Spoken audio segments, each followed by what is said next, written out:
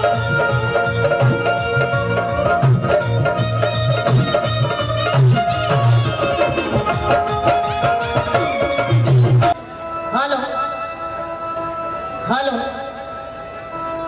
Hello hello, monitor में आवाज दी भैया। हेलो हेलो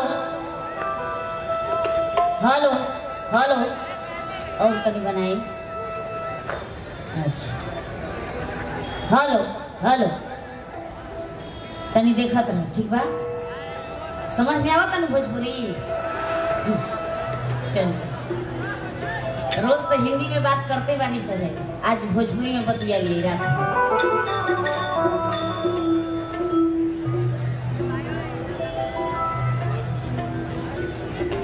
हम सोनी पांडे सबसे पहले स्वर के देवी मां सरस्वती के चरण कमल में बार बार प्रणाम बा।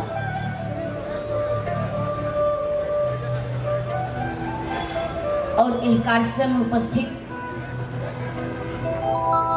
अब तमाम भाई बंधु, बाबा चाचा, माई बहन, आप सबके प्रणाम वाचन स्पर्श बा। गोड़ छुके गोड़ लागतनी, आशीर्वाद की प्रतीक्षा बा। जो अध्यक्ष हैं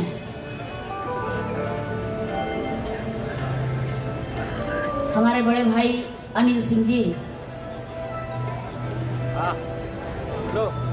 जिनका माध्यम से हमने क्या बनी जा, साथ ही साथ भैया के तमाम कमेटी के गार्जियन, भाई बंधु, बाबा चाचा, जे कि इतना सुंदर कार्यक्रम के हर साल हर बार आयोजन करेला। भोजपुरी के गीत संगीत, बातचीत और एकता के आप सब हतना दूर से आके गाजियाबाद के धरती पर बना के रखले बानी। एकरा खातिर तहे दिल से धन्यवाद और साष्टांग प्रणाम, चरण स्पर्श, गोड़ छुके गोड़ लागतनी। तू बड़ा छुट्टी लेके आवत रे, तब तक पूजा के सारा सामान जुटा के रख दो। कहा तरीका एफ एफ एफ एफ।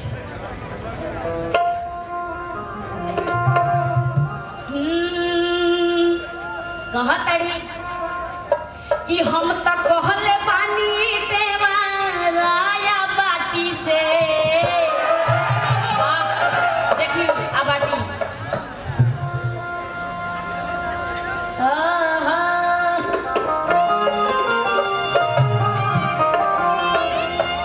कि हम तक कहले पानी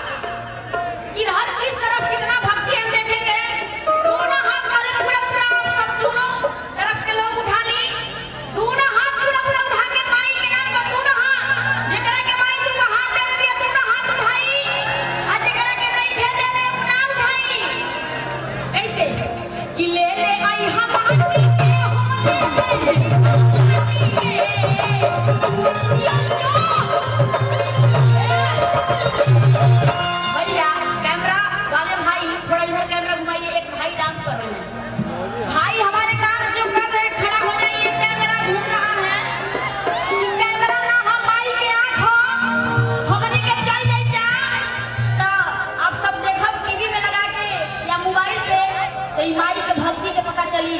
जेकरा नाचे के बाबूनाथ जी भाई नहीं खड़ा होगा, अरे बाप खड़ा होगा कि ले ले आई हम